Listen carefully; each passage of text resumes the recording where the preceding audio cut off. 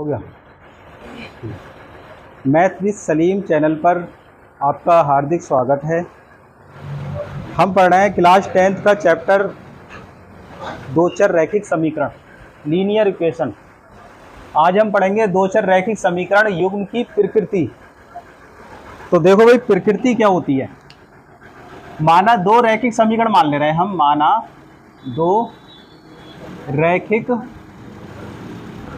समीकरण करने, मानक वाली मानना है, ठीक है। पहली क्या मानक समीकरण क्या होती है, ax1 माना ये मान लो a1x b1y प्लस c1 बराबर 0, ये पहली समीकरण मान ली हमने। और तथा करके एक और मान लो आप, तथा एक दूसरी मान लो a2x plus b2y plus c2 बराबर 0। ये दो समीकरणें हैं, समझ में आया। ये दो क्या हैं, समीकरणें हैं। अब इनमें गौर से देखें। अच्छा, यहाँ पे x का गुणांक a1 है, y का गुणांक कितना है b1, और अचर पद इसमें क्या है c1। इसमें बताओ x का गुणांक a2, y का गुणांक b2 और अचर पद क्या है c2। ठीक है, अब सुनो। पहली कंडीशन अगर हमारी देखें, ध्यान से देखना, एक एक कंडीशन करके देख रहे हैं। फर्स्ट कंडीशन पे हम देख रहे हैं कि यदि a1 बटे a2 और b1 बटे b2, हमने a1 बटे a2 निकाला और हमने क्या निकाला b1 बटे b2 निकाला, और हमने ये देखा कि ये दोनों बराबर नहीं है। जैसे मान ले रहे हैं कि a1 बटे a2 का मान आया 10 और b1 बटे b2 का मान आया -4। समझ में आया। यानी कि a1 बटे a2 और b1 बटे b2 बराबर हैं, नहीं है। एक जगह क्या आया -4 आया, और ये कितना बताया मैंने अभी 10। तो ये बराबर नहीं है। अगर ये दोनों बराबर नहीं है तो हम क्या करेंगे, बराबर का निशान लगाएंगे और बीच में से काट देंगे। बराबर का निशान लगाएंगे और बीच में से काट देंगे। तो इसका मतलब ये है कि a1 बटे a2 b1 बटे b2 के बराबर बिल्कुल भी नहीं है। समझ में आया, बराबर बिल्कुल भी नहीं है। जब ये बराबर नहीं होगा तब यह इसका जो समीकरण है इनका एक अद्वितीय हल होगा। मतलब अद्वितीय हल का मतलब है कि एक हल होगा, स्पेशल हल होगा एक, ठीक है, अद्वितीय, हाँ अद्वितीय हल होगा। तो यहाँ पे लिख दे रहे हैं तब इनका एक कैसा होगा हल, अद्वितीय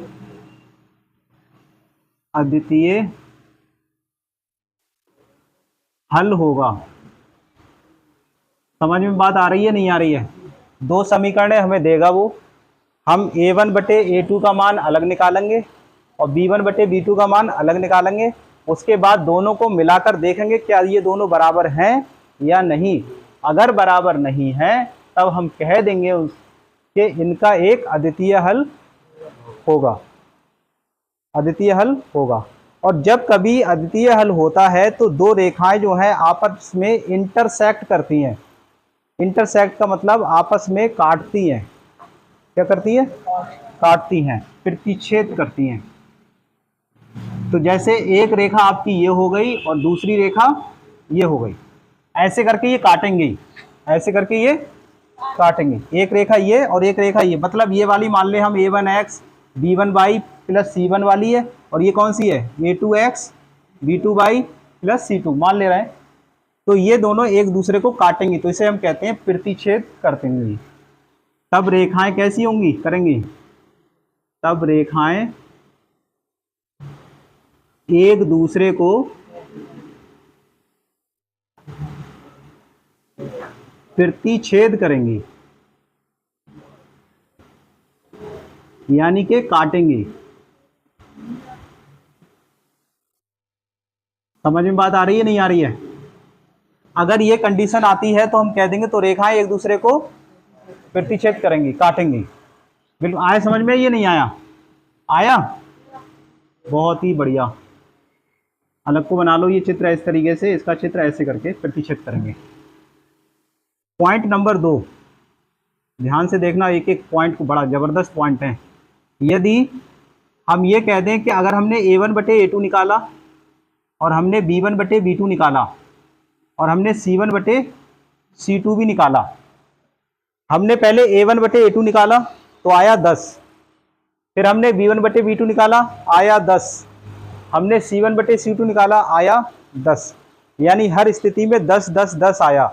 इसका मान भी 10 आया, इसका मान भी 10 आया, इसका मान भी 10 आया। जब सबकी वैल्यू इक्वल आई, बराबर आई, ठीक है, 10 ही से मतलब नहीं है, कोई भी वैल्यू आई वो बराबर आई, तब हम कहेंगे कि ये सब मान बराबर है आपस में, ये इसके बराबर है और ये इसके बराबर है और लास्ट वाला पहले के बराबर है। कहने का मतलब सभी एक दूसरे के बराबर हैं। समझ में आया? तो जब सभी एक दूसरे के बराबर होंगे तब रेखाएं जो होंगी वो होंगी समपाती। कैसी होंगी?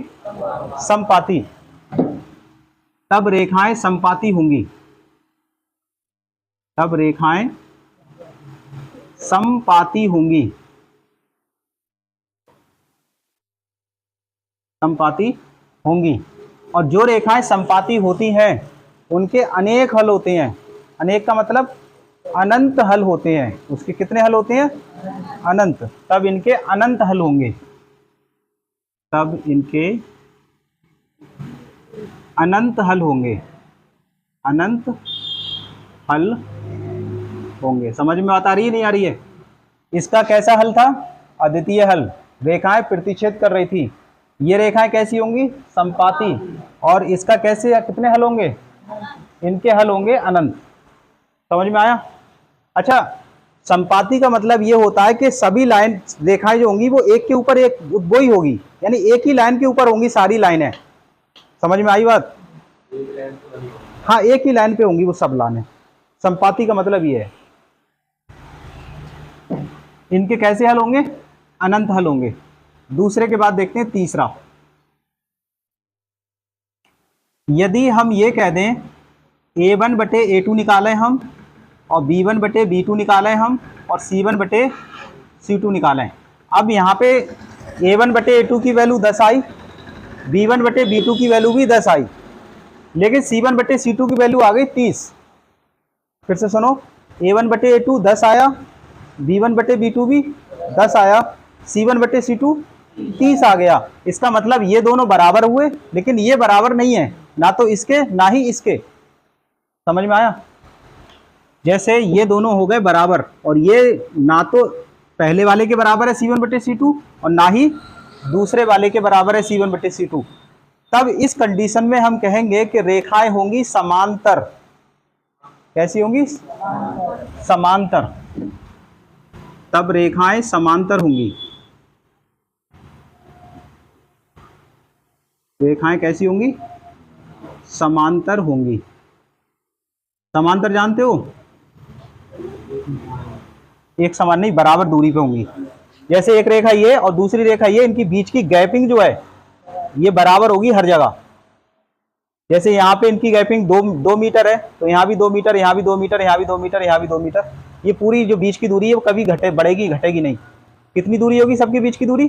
2-2 मीटर पूरी दूरी, बीच की दूरी 2 मीटर, 2 मीटर लंबा दूरी। समझ में आया? तो ये रेखाएं कैसी कहलाएंगी? समांतर रेखाएं। समांतर रेखाएं कहाँ मिलती हैं? कहीं मिलती नहीं है। और जब कहीं नहीं मिलती तो हम कहते हैं उन्हें अनंत पर मिलती हैं।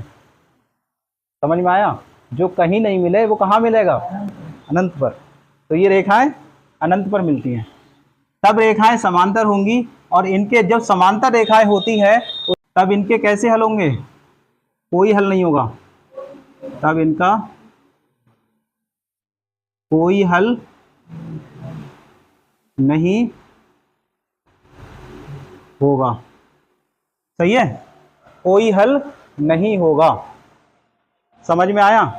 अगर आपने निकाला x का मान इस समांतर रेखा के, अगर वो 0 आया और वो 0 इसमें रखो तो वो समीकरण ही कहाँ बनी?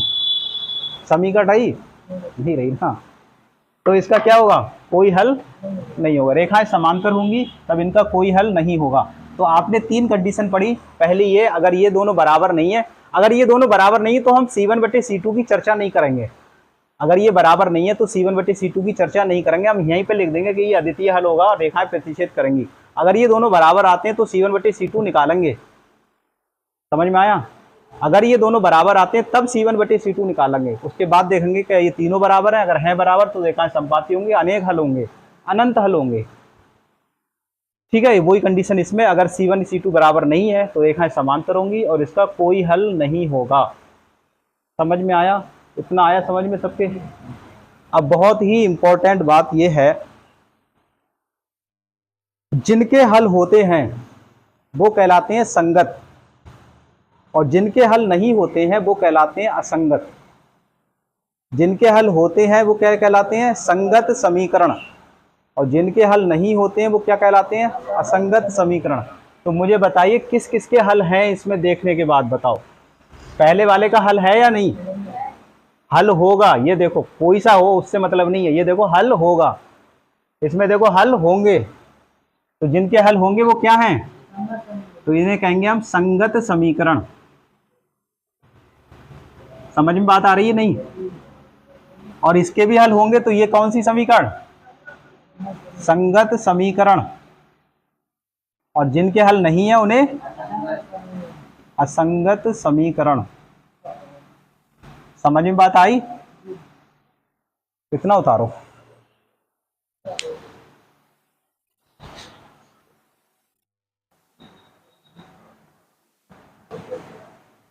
A1, हाँ, A1/A2, B1/B2, C1/C2 की तुलना कर ज्ञात कीजिए। निम्न समीकरण युग्म द्वारा निरूपित एक बिंदु पर रेखाएं प्रतिच्छेद करती हैं, तो वो रेखाएं समांतर हैं या समपाती है बताना है आपको, या प्रतिच्छेद करती है। तीनों में से क्या चीज़ है? पहला सवाल है 5x - 4y + 8 = 0, 7x + 6y - 9 = 0। ये समीकरण लिख के हमने इसकी तुलना कर रहे हैं। अब A1 की वैल्यू 5 आई, नदीम बताओ B1 की वैल्यू कितनी होगी? बाई दोनों में सेम है, देखो बाई तो सेम है। अब है B1 की जगह यहाँ कितना लिखा है? 4 लिखा है, लेकिन चिन्ह भी देखो, यहाँ प्लस का है या माइनस का है, तो चिन्ह सहित बोलो। प्लस नहीं बोला जाता है लेकिन माइनस बोला जाता है। तो B1 बराबर -4 ठीक है, B1 = -4। ठीक है, आपका क्या नाम है? दिव्यांश। दिव्यांश बताओ C1 का मान कितना होगा? 8। बहुत बढ़िया, C1 की वैल्यू 8 हो गई। आगे देखते हैं 7x + 6y - 9 = 0। चलिए इसकी तुलना करते हैं। A2x + B2y + C2 = 0 से करो। A2 की वैल्यू कितनी होगी? क्या नाम है? जुनैद। जुनैद A2 की वैल्यू कितनी होगी? 7। सही है, A2 की वैल्यू हो गई 7। B2 की वैल्यू बताइए आप कितनी होगी? B2 की वैल्यू 6 है। सही है, C2 की वैल्यू आप बता दो, लाल वाली टी शर्ट वाले। हाँ, C2 की वैल्यू कितनी है? -9। -9। ठीक है, अब हम A1/A2 निकालना है। A1/A2 बताओ कितना आएगा? हाँ बताइए, आप बताओ। 5/7। ठीक, देखो A1 की वैल्यू 5 है, 5 लिख दो ऊपर और इसे लिख दो 7। B1/B2 अमन कितना आएगा? -4/6। ठीक, -4/6। ठीक है, -4/6 और ये आया 5/7। अब यहीं पर देख लो, क्या ये दोनों बराबर हैं? अगर ये दोनों बराबर नहीं है तो C1/C2 निकालने की कोई जरूरत ही नहीं है आपको। अगर ये दोनों बराबर नहीं है तो वो मत निकालो, उससे निकालो या निकालो, उससे कोई फर्क नहीं पड़ता है। ठीक है, क्या ये दोनों बराबर हैं? नहीं है, इसे हम एक, चलो यहाँ पे तब लिख दे रहे हैं, यहाँ A1/A2 बराबर नहीं है किसके? B1 देखो A1/A2 आया 5/7, B1/B2 आया -4/6। कहाँ है बराबर? नहीं है ना बराबर। अगर ये दोनों बराबर नहीं है, अगर इसे काट भी देखो, 2 दूनी 4, 2 3 6, तब भी तो नहीं है बराबर। तो ये दोनों बराबर नहीं। जब ये कंडीशन हो, बराबर ना हो, तो उसे क्या कहेंगे? रेखाएं प्रतिच्छेद करेंगी, अद्वितीय हल होगा और क्या होगी? संगत समीकरण होगी। समझ में बात आई? तो हमसे प्रतिच्छेद वाले पूछ रहा है तो लिख लो यहाँ पे रेखाएं प्रतिच्छेद करेंगी। सही है, रेखाएं प्रतिच्छेद करेंगी और अद्वितीय हल होगा, ये भी लिख लो। चलो, अद्वितीय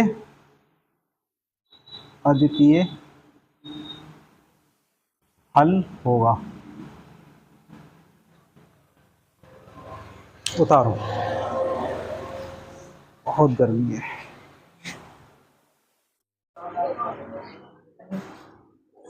चलिए अगला सवाल देखते हैं।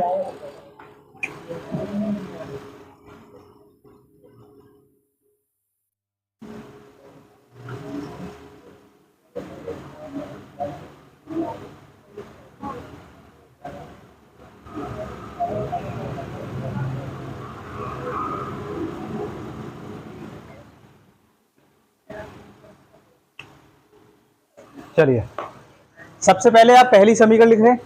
हल में पहली समीकरण लिख लें 9x प्लस का 3y प्लस के 12 इजिकल टू 0। इसकी तुलना करेंगे किससे बताइए? a1x b1y plus c1 is equal to 0 से करेंगे। ठीक है, दिव्यांश a1 का मान 9, उमर b1 का मान 3, सहजिल C1 का मान, सहजिल कौन 12। ठीक है, अब 18x प्लस का 6y प्लस के 24 इजिकल टू 0। ठीक है, सनी बताओ इसकी तुलना के लिए समीकरण लिखवाओ। क्या लिखें? a2x फिर b2y बोलो c2 बराबर 0 से तुलना कर रहे हैं आप। उवैस रजा कादरी a2 की वैल्यू बताइए। 18 आ गई, सही है। अच्छा, हैदर b2 की वैल्यू 6, c2 की 24 आएगी हैं। अच्छा, अंशुल a1 बटे a2 कितना आएगा बताओ? 9 बटे, देखो यहां से 9 और बटे 18। क्या कट रहा है ये सैफ? कितने से कट रहा है? 9 से भी तो कट रहा है। 9 से ही ना काट लो। 9 एकम 9, 9 दूनी 18। तो कितना आया? 1 बटा, इसे कह दो फर्स्ट, 1 बटा 2 इसे कह दो फर्स्ट। अब निकालो b1 बटे b2। b1 बटे b2 शाहनवाज किसका नाम है? कोई नहीं है, चलो कोई बात नहीं। नदीम बताओ तो b1 बटे b2 कितना लिखें? 3 बटे 6। नाम पता नहीं कब को याद होंगे। काटियो, कट रहे हैं क्या ये? तो देखो 3 एकम 3 और 3 दूनी 6, दिमाग के अंदर काट लो। 3 एकम 3, 3 दूनी 6। अब निकालिए आप, ये हो गई दूसरी। अब ये दोनों बराबर आई, ये दोनों कैसे आए? बराबर आए, तो हम c1 बटे c2 का मान भी निकालेंगे। ठीक है, तो आप बता दीजिए c1 बटे c2 कितना है? बोलो 12 बटे 24 है ना। 12 24 नहीं बोलो, 12 बटे 24 बोलो। 12 बटे 24 कितना आएगा इसका मान भी? 12 एकम 12, 12 दूनी 24, 1 बटा 2। यानी कि यहाँ पे हमने 3 समीकरणें निकाली और तीनों की वैल्यू 1 बटा 2, 1 बटा 2, 1 बटा 2 आई। तो हम कह दें इक्वेशन 1 2 3 से, यहाँ लिख रहे हैं समीकरण 1, 2 तथा 3 से क्या प्राप्त हो रहा है तुम्हें? तुम्हें प्राप्त हो रहा है a1 बटे a2, b1 बटे b2 और c1 बटे c2। सब कैसे हैं अनमोल? हैं? समान है, सब बराबर है ना। अनमोल से पूछ रहा हूं मैं। A1 बटे A2 बराबर है B1 बटे B2 और बराबर है C1 बटे C2। सही है, ये सब बराबर है। अगर ये सब बराबर हैं तो ये कौन सी कंडीशन है, ये तो इसकी है संपाती की। तो लिख लो रेखाएं संपाती होंगी। सही है, संपाती होंगी। और कितने हल होंगे इसके, अनेक हल होंगे या फिर अनंत हल होंगे। अनंत लिखो, ये शब्द अच्छा लगता है, अनंत हल होंगे।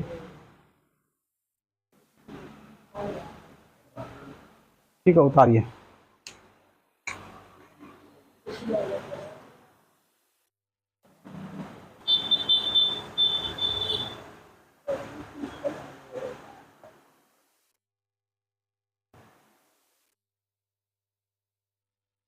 हाँ, जब इसकी तुलना कर रहे हैं हम सवाल में, तो A1 की वैल्यू 6 है और B1 की वैल्यू बताइए -3, C1 की वैल्यू 10।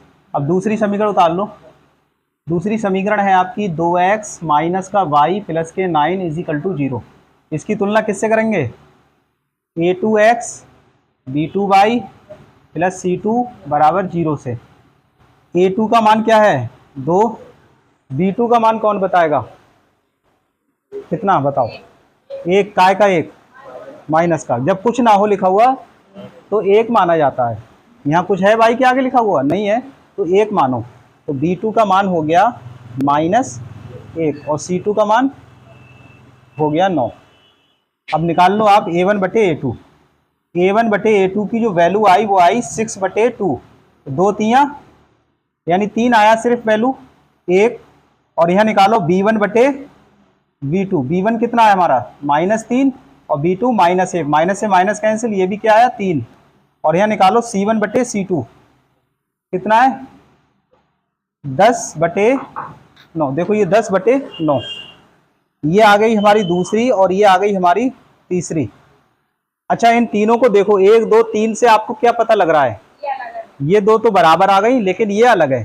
तो इन दोनों के लिए तो हम बराबर का यूज करेंगे और इसमें बराबर काट देंगे। सही, तो यहाँ लिखेंगे 1, 2 तथा 3 से क्या पता लग रहा है तुम्हें, ये पता लग रहा है कि A1 बटे A2 देखो ये वाला और B1 बटे B2 ये दोनों तो 3 3 है, इसका मतलब बराबर है। सही है। अब C1 बटे C2 ये 10 बटे 9 यानी ये बराबर नहीं है ना तो इसके और ना ही इसके। तो जब बराबर नहीं है तो ये बराबर काट दो। ये कंडीशन किस में आई थी, रेखाएं कैसी थी अमन, समांतर। रेखाएं कैसी थी आशीष, समांतर।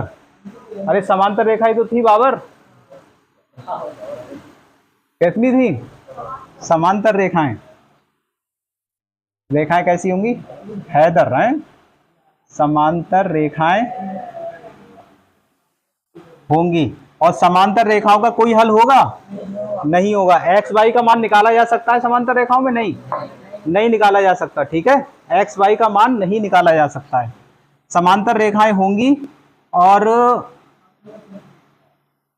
कोई हल नहीं होगा। ठीक है, कोई हल नहीं होगा, कोई हल नहीं होगा। और कैसी होंगी, ये असंगत होंगी। इतनी चीजें हमसे पूछ नहीं रहा है, दरअसल हमसे केवल ये समांतर ही पूछ रहा है, ये भी ना पूछ रहा था। आंसर उतारो।